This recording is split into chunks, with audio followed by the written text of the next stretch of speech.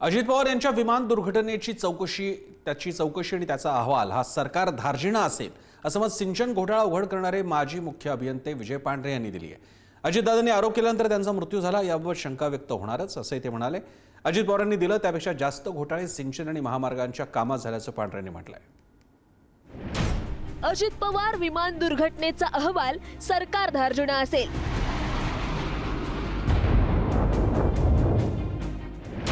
माजी मुख्य अभियंते विजय पांढरेंचं मोठं वक्तव्य।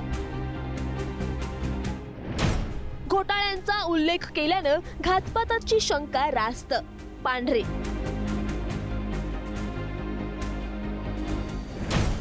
सिंचन आणि महामार्ग बांधणीत मोठे घोटाळे, पांढरे। अजित पवार यांच्या विमान दुर्घटनेनंतर यामागे घातपात असल्याची शक्यता आमदार अमोल मिटकरी यांनी वर्तवली आहे। त्यांच्या पाठोपाठ संजय राऊत, एकनाथ खडसे यांच्यासह इतर नेत्यांनी याबाबत शंका उपस्थित करत या प्रकरणाची न्यायाधीशांच्या समितीमार्फत चौकशीची मागणी केली आहे। यातच सिंचन घोटाळा उघड करणारे माजी मुख्य अभियंते विजय पांढरे यांनीही अशी शंका रास्त असल्याचं म्हटलंय। युती सरकारच्या काळातील घोटाळ्याबाबत अजित पवारांनी वक्तव्य केल्यानंतर त्यांचा मृत्यू झाल्यानं अशी चर्चा होणार असंही ते म्हणाले। मात्र अजित पवार विमान दुर्घटनेचा चौकशी अहवाल हा सरकार धार्जिणा असेल असंही ते म्हणाले। हे जे काही चौकशी अहवाल येतात, आता समजा विमान अपघाताची चौकशी होणारच आहे।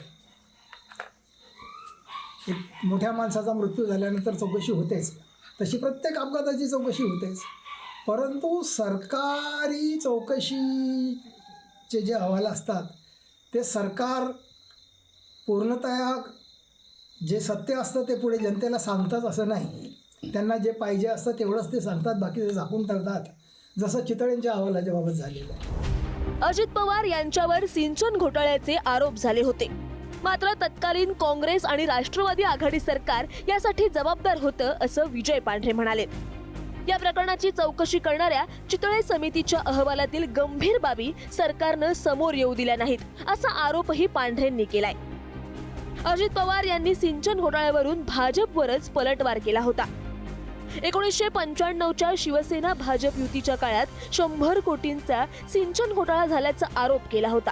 त्यापेक्षा गंभीर स्वरूपाचा भ्रष्टाचार सिंचन खात्यात असल्याचं पांढरे म्हणाले। त्यात पुरंदर उपसा सिंचन योजना ही 330 कोटी रुपयाची झालेली होती।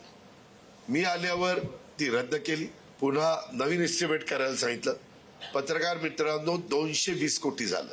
110 कोटी रुपये कसे काय वाढले ते म्हणले आम्हाला सांगण्यात आलं की आम्हाला पार्टी फंड पाहिजे। वास्तविक ते काढलं असतं तर अक्षरशः हाहाकार माजला असता, कारण सही पुरावे होते, सह्या होत्या फाईलवर। हे बाबांनो, मी काय सांगतो, घोटाळाने असा प्रकल्पच नाही आहे सिंचन विभागात। ही अशी एवढी गंभीर बाब आहे सगळी। कारण की मी तुम्हाला असे प्रकल्प दाखवतो, आता त्यांनी जर सांगितलं फक्त 100 कोटींनी किंमत वाढवली, मी तुम्हाला हजारो कोटींनी किंमत वाढलेला प्रकल्प कमीत कमी 50 सांगू शकतो। खरं तर कुणाकडे किती कोटी रुपयाच्या घोटाळ्याची फाईल होती, काय होती, हे सगळं चौकशीतनं समोर येईल। मुळामध्ये अशा पद्धतीचे हवेत आरोप करणं, त्यांच्याकडे काही एखादा पुरावा असेल, कागदपत्र असेल तर त्यांनी ते कागदपत्र घेऊन कोर्टात जावं, अन्य चौकशी यंत्रणांसमोर जावं। हवेत बाण मारून अशा पद्धतीचे आरोप करू नये। सिंचनासोबतच राज्यात महामार्गांच्या कामातही मोठा भ्रष्टाचार असल्याचा आरोप पांढरे यांनी केलाय। या रस्त्यांच्या कामांसाठी नियमबाह्य टेंडर काढण्यात येतात, अवाजवी किंमत दाखवण्यात येते असंही ते म्हणाले। महामार्ग आहेत ना, हे NHAI मार्फत आता हाती घेतलेले आहे, यांच्या कॉस्ट तुम्ही ऐकलं तर तुमचे डोळे पांढरे होऊन जातील। 80,000 कोटी पर किलोमीटर, 90,000 कोटी पर किलोमीटर असे त्याचा अर्थ आहे। आता हा शक्तीपीठ 86,000 कोटीचा आहे।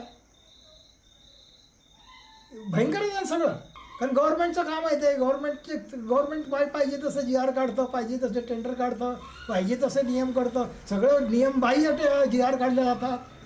अटल सेतूचा खर्च 1 मीटर पुलाला 1 कोटी रुपये खर्च लागतो। महामार्गांचे एस्टिमेट्स ठेकेदारांनी बनवलेले आहेत, त्याचे रेट ॲनालिसिस त्यांनी केलेले आहेत.